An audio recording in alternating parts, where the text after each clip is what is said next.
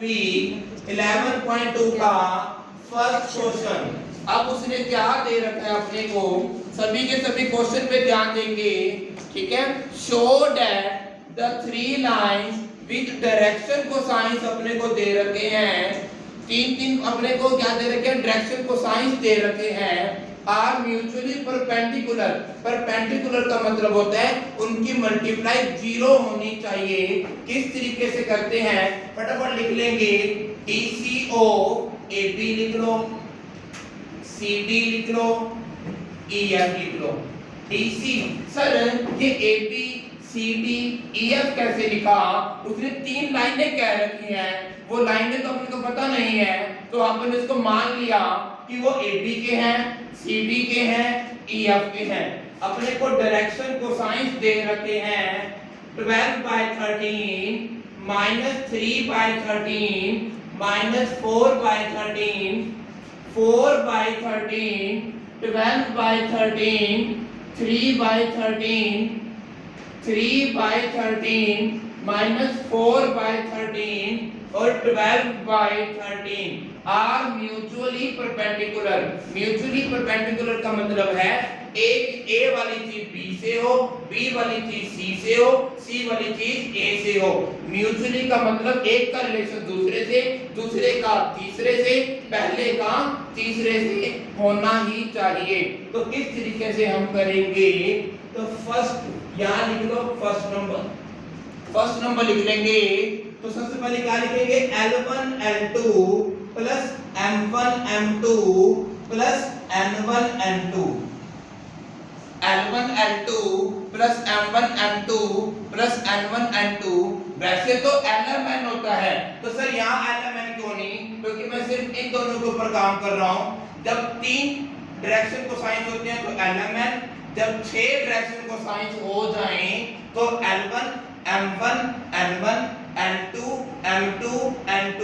मैं यहाँ value fill करूंगा, अगर ये 0 आ जाए फिर तो मैं परपेंडिकुलर कह दूंगा, वरना परपेंडिकुलर नहीं है। दोबारा L1 कितना आ गया 12/13, L2 नीचे लाइन मिलेंगे। दोबारा पहली लाइन 1 1 वाली L1 M1 N1 L2 M2 N2, ठीक है। L1 की जगह 12/13, L2 की जगह 4/13 प्लस M1 की जगह ये रहा माइनस का 3/13 और M2 की जगह 12/13 प्लस N1 की जगह माइनस 4/13, N2 की जगह 3/13। इन सब की मल्टीप्लाई करेंगे, 12 4 48, 13 को 13 से मल्टीप्लाई करेंगे 169, 12 3 36 169 माइनस 12/169। आप देख सकते हो इसमें यहां से क्या आ जाएगा हमारा 0। अगर ये 0 आ जाएगा तो हम कह देंगे ये दोनों लाइनें क्या होगी, परपेंडिकुलर। लेकिन क्वेश्चन पूरा नहीं हुआ। म्यूचुअली परपेंडिकुलर, एक का रिलेशन 2 से, तो 2 का रिलेशन 3 से दिखाऊंगा, एक लाइन छोड़ देंगे। तो सेकंड एक काम करो, 1 मत लिखो, केस 1 लिख लो, केस 1। फिर क्या आ जाएगा हमारा, केस 2 आ जाएगा। इसमें भी बेटा हम ये लगाएंगे L1 L2 plus M1 M2 plus N1 N2। Sir ये किसके ऊपर लगाया आपने, A का B से करवा दिया, अब B का C से, इन दोनों पर ध्यान देंगे। तो ये L1 हो जाएगा 4/13, L2 हो जाएगा 3/13 प्लस M1 हो जाएगा 12/13, M2 हो जाएगा माइनस 4/13, N1 हो जाएगा 3/13, तो N2 कितना हो जाएगा 12/13। 4 3 12/169 माइनस प्लस माइनस माइनस 48/169 और 36/169। तो टोटल आंसर मेरा कितना हो जाएगा 0। इसके बाद हमारा आ रहा है केस 3। केस 3 पहले दोनों का कर दिया, फिर अगले दोनों का कर दिया, तो पहले और लास्ट का फिर भी वही formula, L1 L2 plus M1 M2 plus N1 N2 is equal to 0 आना चाहिए। कैसे आएगा? 12 by 13 3 by 13 minus 3 by 13 minus 4 by 13 minus 4 by 13 और 12 by 13 36 by 169 12 by 169 minus 48 by 169 तो टोटल आंसर 0। सो नीचे लिख देंगे so the lines are perpendicular to each other show that the line through the points अपने को दे रखे हैं 1 -1 2 3 4 -2 परपेंडिकुलर टू दे रखा है। अगर यहाँ पर भी मेरे 0 आ जाएं तो हम परपेंडिकुलर कह देंगे। कैसे?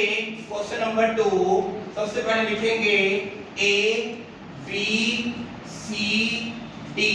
A अपने को दे रखा है 1 -1 2 3 4 -2 0 3 2 3 5 6।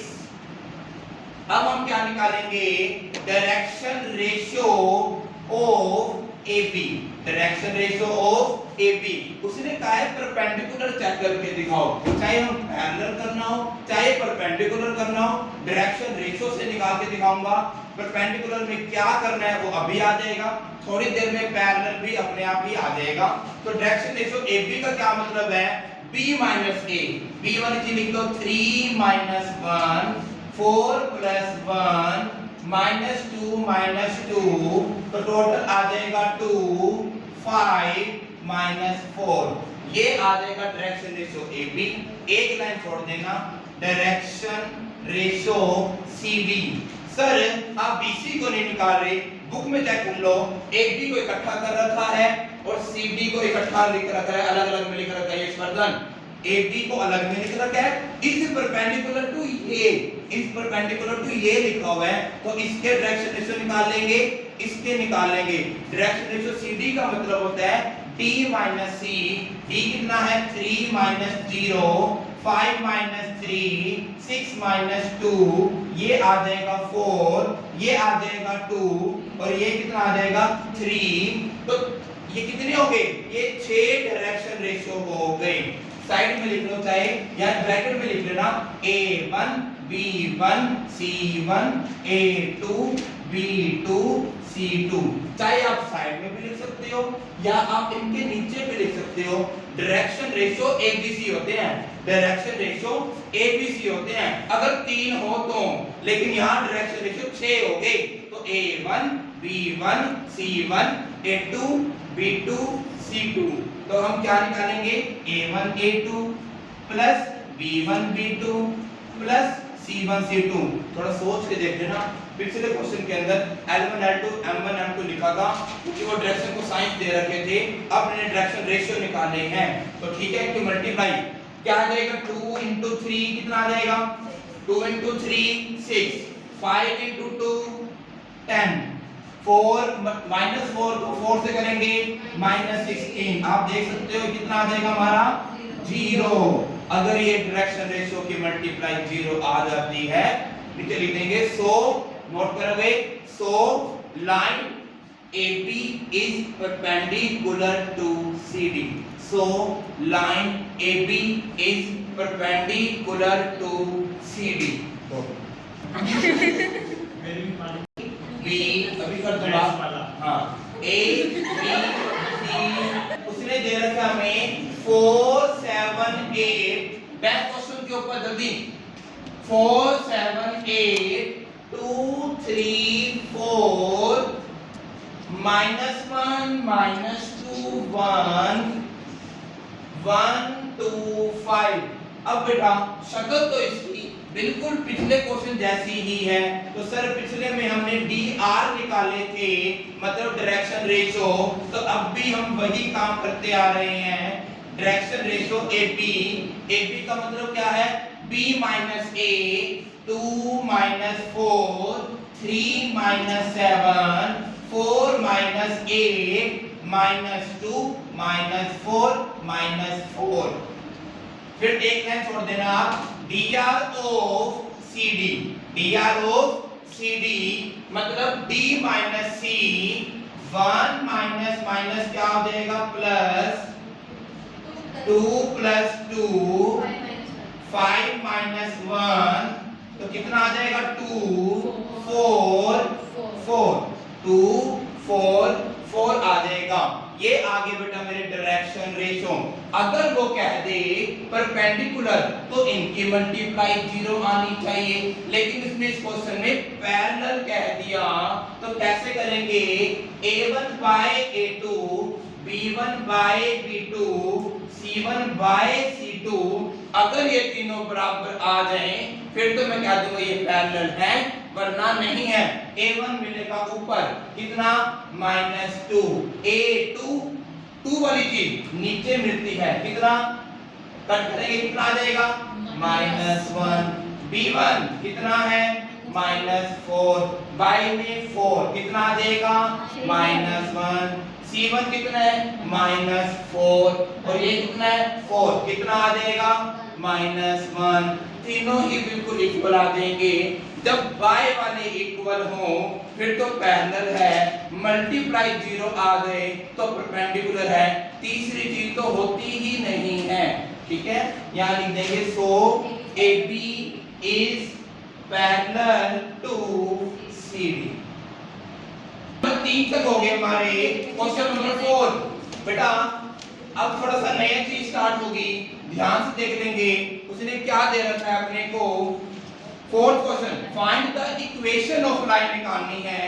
अब हमें इक्वेशन ऑफ लाइन निकालनी है which passes through the point. सुन ले, जब पासिस थ्रू दी पॉइंट आता है तो उसको a वेक्टर लेते हैं, नोट कर लेंगे a वेक्टर कितना, उसने पॉइंट दे रखे हैं 1 2 3, पॉइंट का दे रखा है 1 2 3, तो वेक्टर लगा हुआ है तो i 2j और 3k।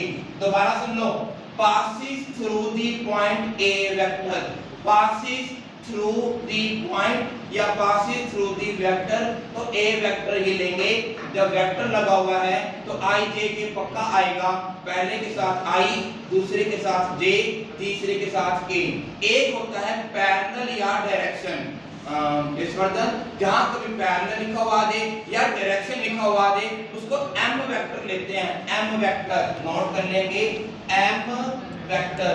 ये m वेक्टर क्या होता है, बुक में देखो is parallel to the vector, special लिखा हुआ है, या तो वो लिखेगा parallel to the vector, CBSE वाले कहते हैं in the direction of the vector. एक ही बात है, उसको m वेक्टर लेना है।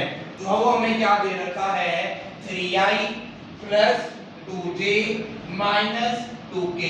तो हमारी इक्वेशन ऑफ लाइन क्या हो जाएगी, थोड़ा सा दोबारा बता रहा हूं, a वेक्टर पासिस वाला होता है, डायरेक्शन आ दे पैरेलल आ दे तो m वेक्टर होता है। तो सर इक्वेशन कैसे निकालते हैं, सुन ले, यहां लिख रहा हूं VE, VE का मतलब वेक्टर इक्वेशन। वेक्टर इक्वेशन का फॉर्मूला क्या होता है, r is equal to a plus lambda m, r is equal to a plus lambda m। दोबारा सुन लो, मेरा आंसर यही होता है r is equal to a plus lambda m। ना ही मेरे पास a था ना ही मेरे पास m था, तो a को मैंने पास से थ्रू ले लिया, m क्या होता है डायरेक्शन वाला, ओनली ऊपर से उठा के वैल्यू फिल करनी है।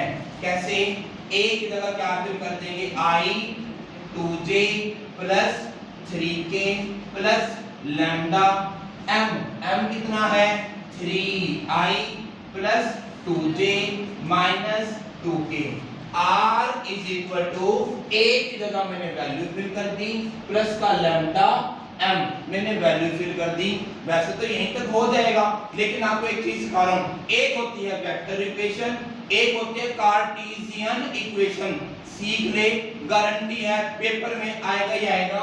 वेक्टर इक्वेशन दे दी, कार्टेशियन इक्वेशन नोट कर लो, कार्टेशियन इक्वेशन।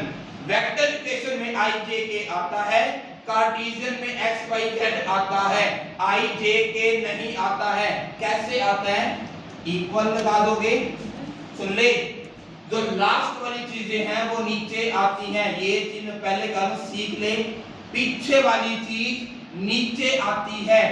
3 का 3 लिख देंगे, 2 का 2 लिख देंगे, -2 को -2 लिख देंगे।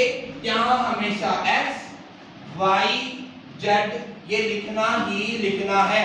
लास्ट वाली चीज नीचे आती है, आगे वाली चीज के साइन चेंज हो जाते हैं। आई से पहले एक, प्लस वाला माइनस, प्लस वाला माइनस, प्लस वाला माइनस। दोबारा सुन ले, एक क्वेश्चन कंप्लीट हो गया बेटा। यहाँ पर ए वेक्टर कैसे लिखा, पासिस थ्रू दी लिखा होगा तो वो ए वेक्टर होता है। Parallel to direction m vector होता है।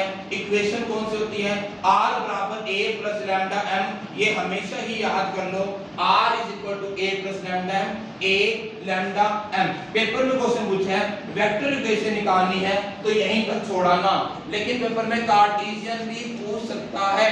कार्टेशियन का मतलब होता है पीछे वाली चीज नीचे, आगे वाली चीज के साइन चेंज कर दिए गए हैं।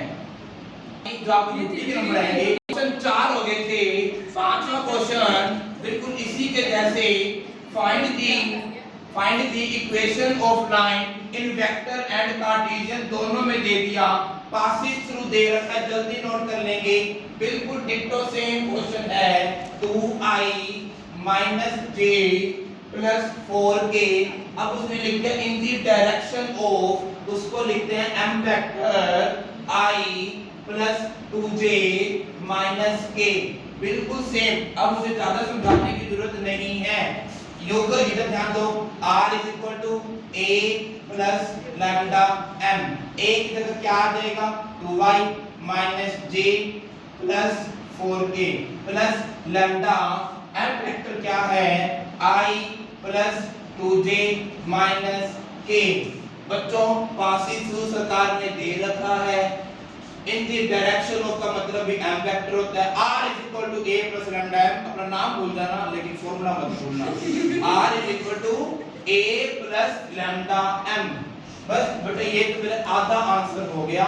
उसने कहा था कार्टेशियन भी निकालो, तो कार्टेशियन कौन सी होती है, बराबर के निशान लगाने हैं। वो पीछे वाली चीज एक